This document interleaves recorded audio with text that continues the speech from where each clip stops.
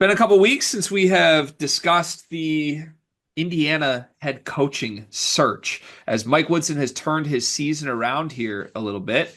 And coaches have basically declined the opportunity of the Indiana job. Dusty May and Brad Stevens both went on record and said they are not interested.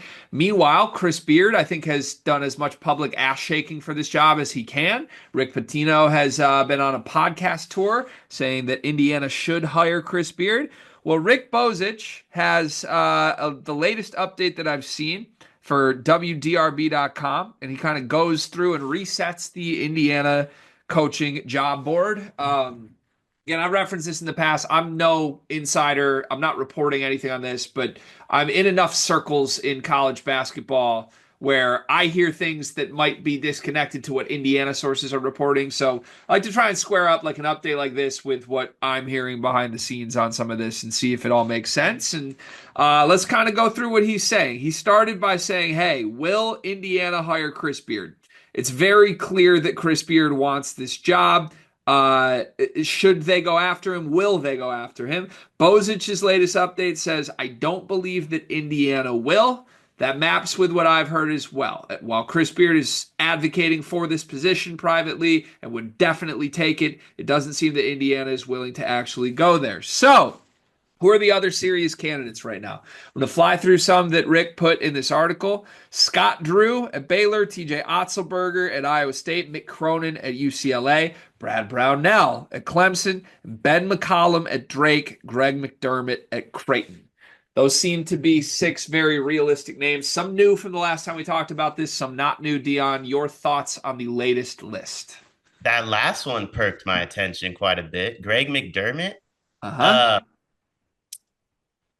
Uh, uh, I'm not comparing what him and Chris Beard did. I'm just saying I don't think he comes scandalous. You know what I mean? That feel obviously He's a lot different. he's got his own demons. Yeah, like it feels a little weird. Like we're kind of drawing our line in the sand here on like what is okay and what isn't. And I'm not saying whether that's a fair line or not, but he has some skeletons. I'll say that much. And that's an interesting one. I'm stunned. I feel like he's been very against the idea of leaving Creighton this whole time because it's not like this is the first opportunity he's had to jump ship. Yeah, there was heavy rumors last year that McDermott wanted to go out west. I think it was like if Arizona State came open, Greg McDermott was rumored to leave Creighton for it. So I don't know what that's about. It might literally just be like he wants to go in warm weather somewhere. But this is not the first time that Greg McDermott, like maybe being open to leaving Creighton, has been a thing. He's been at Creighton forever. Great offensive coach. You'd think when he had his son Doug there, they were awesome. But with Kalkbrenner, with Stephen Ashworth, even with Ryan Nemhard, all those guys, he's built really consistently fun offenses the last couple years. As you mentioned, depending on how you are wired as a person, there are reasons to not want to hire Greg McDermott as well that are not necessarily X's and O's basketball wise. I'll let people Google search that if they want to, but it is interesting that Chris Beard is like no touch, no way. Greg McDermott is our moral high ground here. Feels a little strange to me, but for what it's worth, Robbie Hummel has advocated that Greg McDermott would be his hire if he could choose for Indiana. Now, Robbie Hummels a Purdue guy, so who knows what that means? But Greg McDermott, pretty clearly a good coach and seems like a legitimate threat here. Just going through some of these other ones, I haven't really heard Scott Drew anywhere other than from Indiana circles. Like he has to be on lists, but I think everyone in the college basketball world would be shocked if Scott Drew took Indiana or seriously considered Indiana after turning down the Kentucky job. That feels like wishful thinking at best to me. Otzelberger has been mentioned before. His buyout, by the way, strangely got dropped by a huge amount. Last year, it was an $18 million buyout. This contract extension that he signed recently dropped his buyout from 18 mil to $4 million. Congrats, Indiana fans. You have your new head coach. Otzelberger would make a lot of sense. Otzelberger would be very good. And I also think we're seeing this thing happen currently with Otz, where he's sort of reaching his ceiling at Iowa State. Like this year's team was supposed to be a top five team in the country. They're definitively not. They've had a lot of injuries, but they're more like a top 12, 15 team in the country in a year where they were supposed to have everything to win a national title. He's going to lose some vets from this team. Kind of feels like the timing would be right for Otz to job jump. And right now, Indiana's the best job available in this cycle. The other names on this list, we already said McDermott, Brownell, McCollum, and Cronin. We talked about Cronin in a previous video. Feels like that's lost a little bit of luster. McCollum has been mentioned, best mid-major coach available. Still kind of feels like Indiana doesn't want to go there.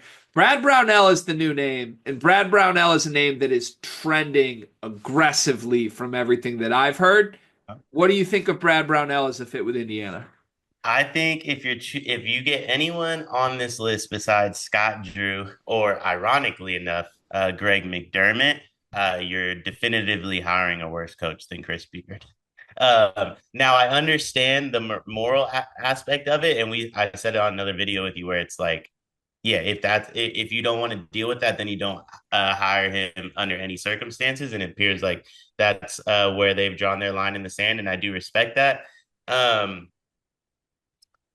I would rather a mid-major coach, like the likes of McDermott than Brownell. Um, Brownell and Otzelberger to me um, are two coaches that I think will get bigger jobs at some point and then wind up back at Clemson and Iowa State. I do believe that they've reached their peak at their respective schools. However, I also kind of feel like that's their peak as coaches as well. Some coaches are just better fits at that high level program that has a little bit less expectation than Indiana. Yeah. Yeah. Look, I like Brad Brownell. I like watching his Clemson teams these last couple years. Chase Hunter, PJ Hall, Hunter Tyson, Ian Shefflin. Like they play hard, they're smart, they're good. He's been at Clemson for 15 years. He's made 4 NCAA tournament appearances. And I understand, okay, maybe you took over Clemson and it takes some time. Even if you want to just cut it like the last 8 years he's been there, he's missed the tournament 5 of the last 7 years. I don't understand. Like for Indiana to go from like the biggest names possible, we only want excellence to like a guy that literally almost got fired from Clemson a year and a half ago and has saved his job maybe from an Elite Eight run. And yeah, they've been really good this year, but like this would be an all-time pivot from Brownell, who was going to get fired at Clemson, to stumbling his way forward to Indiana. In a lot of ways, it reminds me of Porter Moser, where like he's just very clearly a good guy and he had a March run. And yeah, we like him with these resources. He'll be great. No, maybe not. Like he has a history of building mediocre basketball teams. So this feels, I mean, everything I'm hearing, he may be the leader in the clubhouse right now.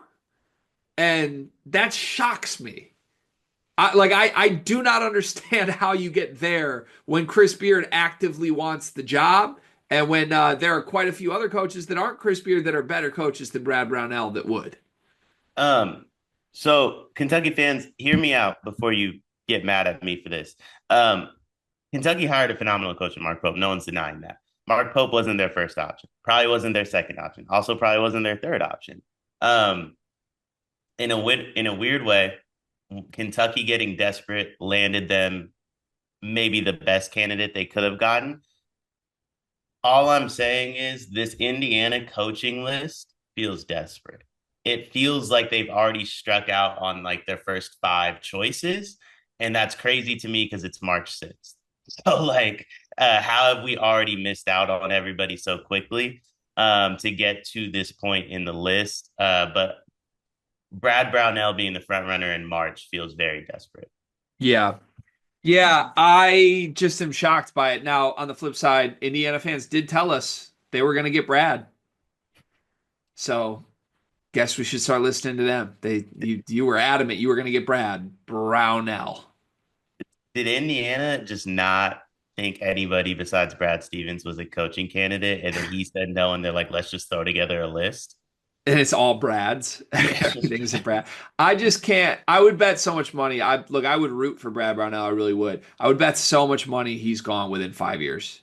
Honestly, you know what? Now I'm flipping on this. If you actually want Dusty May, Brad Brownell's the perfect hire because he'll be gone again quick enough that maybe Dusty will want it next time.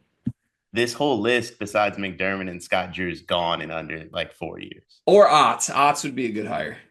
I like Otts. Don't get me wrong. I think Otts is a phenomenal hire. I think Otts is so much better fit for Iowa State than Indiana. Like I he's a think phenomenal basketball coach, but he's just the type of guy to me. Like Mick Cronin at Cincinnati was perfect, right? Mick Cronin at UCLA is like, you're still a good coach, but it's not the same aura. It's not the same vibe. I could see that. I would still trust Otts 100 times more than I would trust Brownell. Oh, I can't even say Brownell. I'm sneezing. How 100. horrible this is.